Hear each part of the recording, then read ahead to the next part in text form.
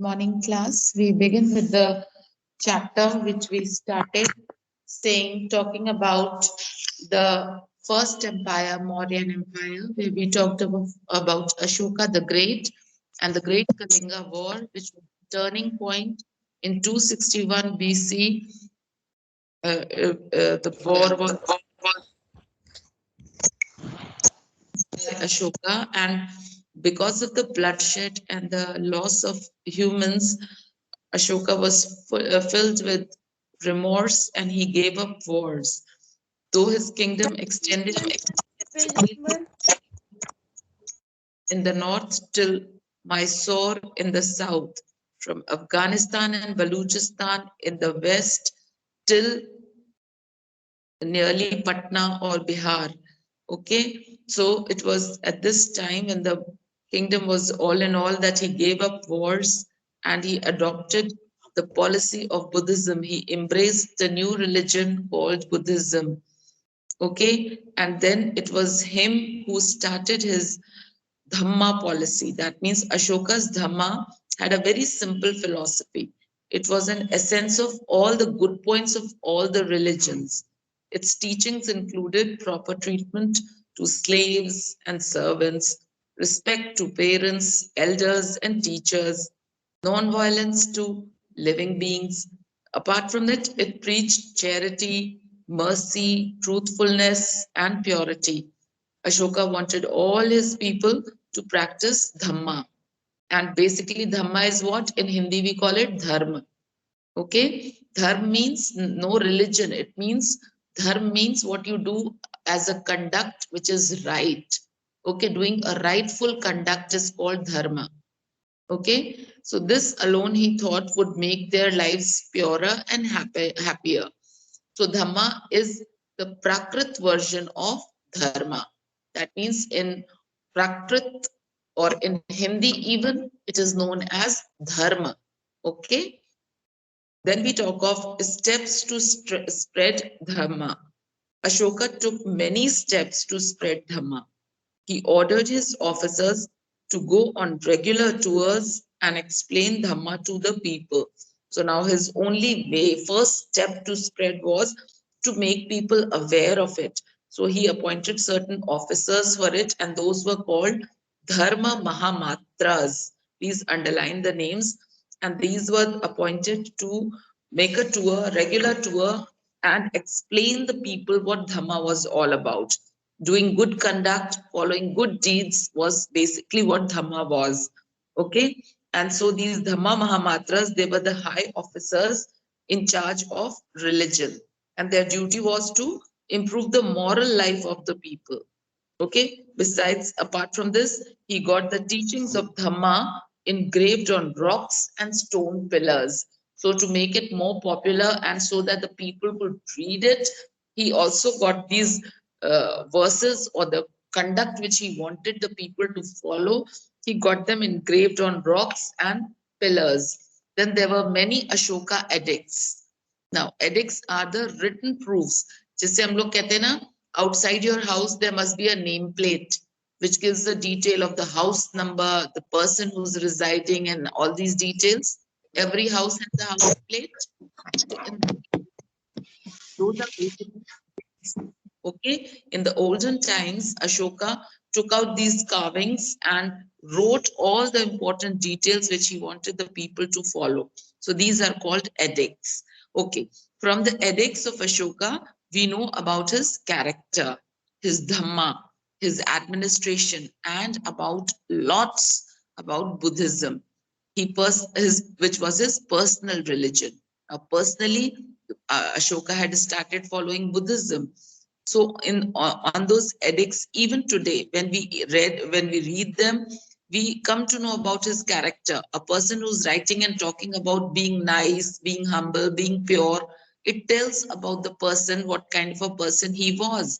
So it tells in detail about the character of Ashoka, the way he administered his kingdom.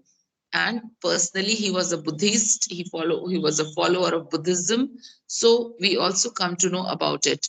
Then these edicts, they were written in the Prakrit language, which was easily read and understood by common people.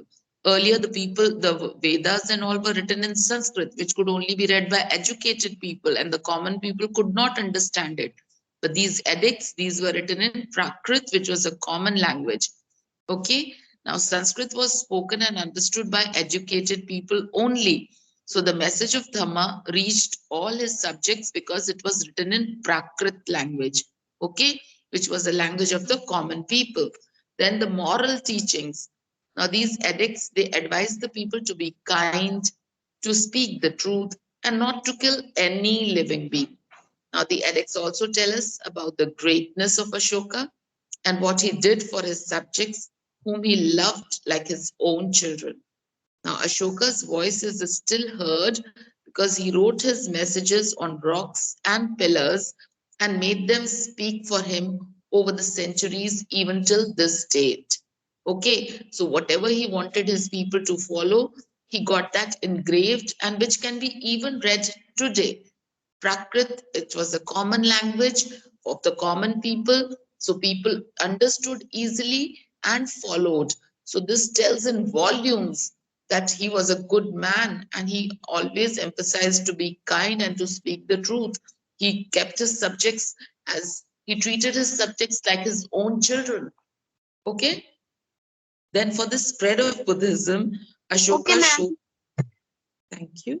Ashoka showed great interest in Buddhism, a religion of love, peace, and non-violence. For that matter, every religion teaches us to be loving, to have peaceful coexistence, and every religion teaches us to be non-violent, not to harm or kill anyone or any other human or living being.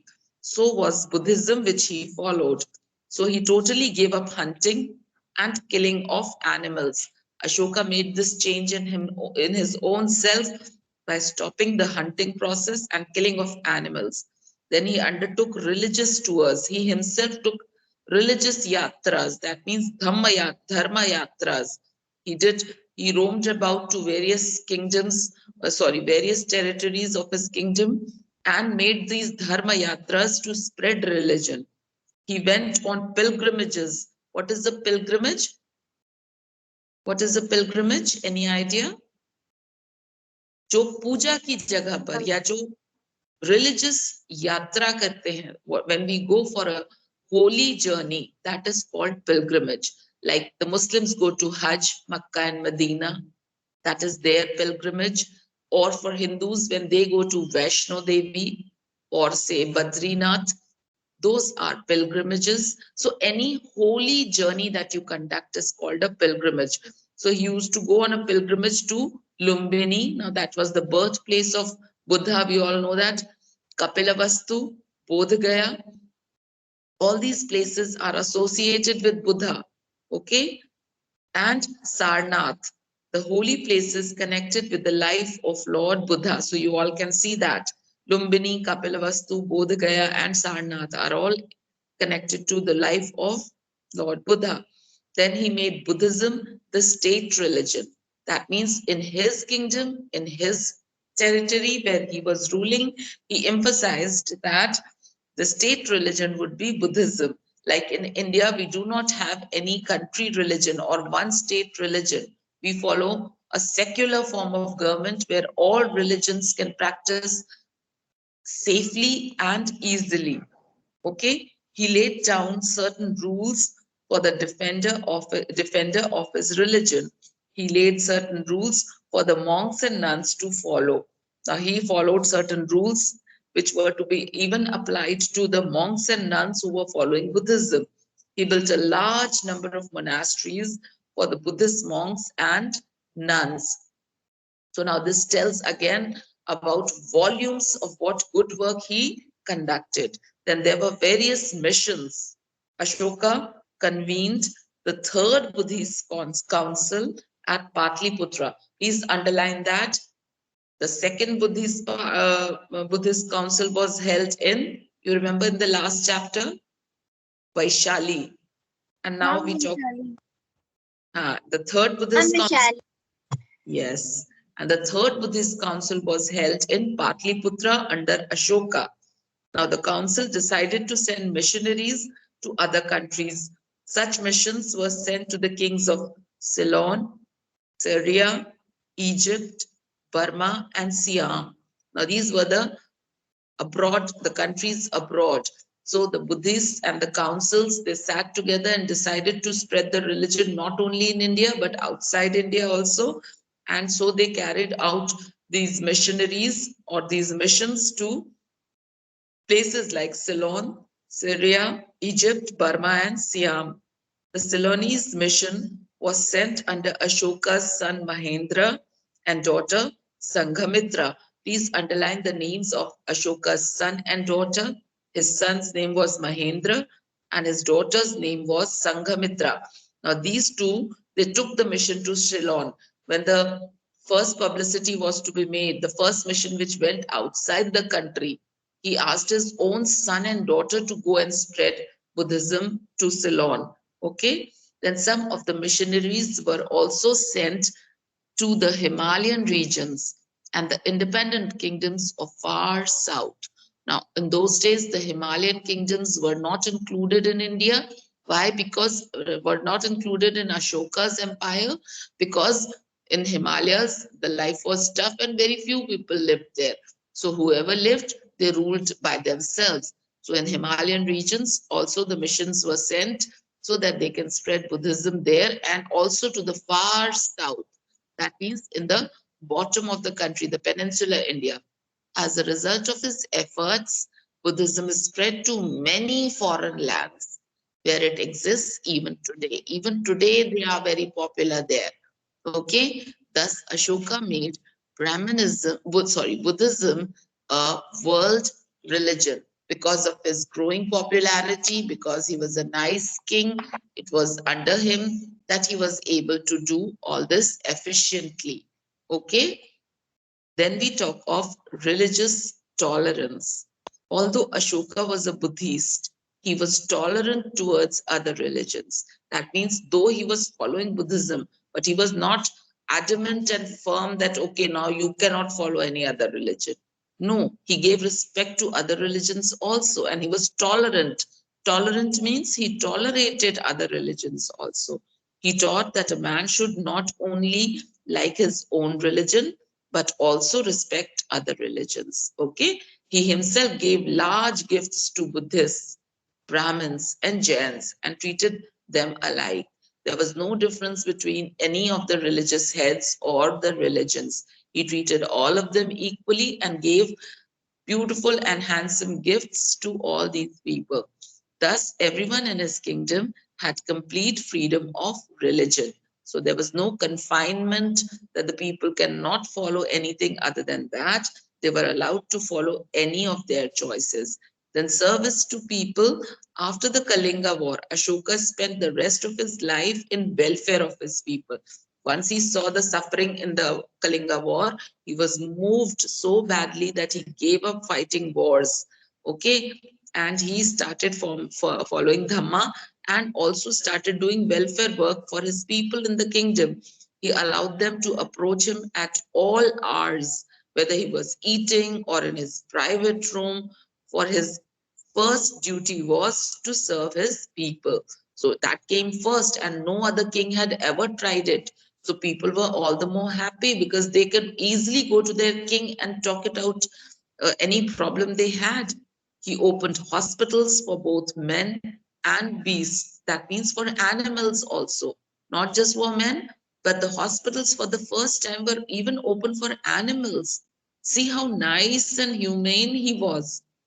Just like we have veterinary doctors right now, imagine in those times also he had built hospitals for animals. He supplied medical herbs and drugs wherever needed. Now, here, drugs doesn't mean those negative, those drugs that the addicts take. No, the medicinal drugs and herbs he's talking of were supplied to every place which was needing it. He got canals and roads made. Canals are man made water bodies. So, the areas which had lesser water supply, he even built canals. Man-made canals were constructed and even roads were made. Then he had shady trees planted on the roadside and got the wells dug for the welfare of his people and travelers, those who were traveling. There was regular intervals. At regular intervals, there were wells where people could satisfy themselves with all the basic needs they needed. Okay. So in this way, he carried on all the efforts which were good enough and in a best possible way. Then education. People were mostly literate. That means most of the people were educated. Monasteries and pathshalas educated the masses. Imagine in those times, they also had those educational institutes like the pathshalas in Hindi, we call them study, and the monasteries where the monks study and preach. So in those days, even this facility was there, and the people were educated. For higher education, there was Takshila and Banaras. Please underline these two places. They even had universities, you know. Can you imagine for higher studies? Like we have Lucknow University in Lucknow, in UP. Can you imagine in those times, even he had two prominent universities built, and they were in Takshila and Banaras. BHU, you must have heard, Banaras Hindu University. It is even today. Takshila University was destroyed by the foreign invaders and the Mughal rulers who came to India later. Okay, but Banaras University is still here. But the famous seats of learning, the Sanskrit was the language of the learned. Obviously, so Sanskrit was a very scientific language and was followed by the learned people. But the common people, they spoke in Prakrit language or the vernacular language, that is the common language. जैसे कि हम बातें करते हैं. Like just now, अगर हम हिंदी में बात करें, that is our vernacular language, right? The mother tongue that you call it. Okay. Then we talk of trade. Majority of people were farmers and lived happily in the villages. But those living in the cities were prosperous. Patliputra, Takshila, Ujjain, and Broj had become important trading centers. A lot of trade and commerce took place, selling and buying of goods. Okay, now trade flourished in the country. The inland routes connected the cities both in the north and in the south. Inland trade means within the waterways inside a particular country's territory. So the inland, the trade was done through the sea, the water route or the rivers. Okay, and the trade flourished. Then besides India had a flourishing trade with, now outside India, the other countries, it was Rome, Egypt, Ceylon, and China, which were connected with the trade routes, and there were common trade barter system. No, sorry, not barter. Exactly, give and take was there among these countries. Thus, there was complete peace and prosperity during the reign of Ashoka. You all know that, and the country was not disturbed by any foreign invasion. All was peaceful, all was serene, all was nice, and very potentially managed by Ashoka. So, art and architecture. Tell me the page number. Art and architecture, page 70. Ashoka was a great builder. He built cities, places, stupas, monasteries, caves, pillars. Please, you need to underline them. All these things he built. He is said to have founded the cities of Srinagar. The Srinagar, which is in Kashmir, was founded by him. The Devapattam and Devapattam, that is Nepal, present day Nepal. It was founded by Ashoka. Then the royal palaces of the Mauryas were the finest. The even Fahim, who was a foreign traveler, the Chinese traveler, was full of the praises for Ashoka's palace at Patliputra.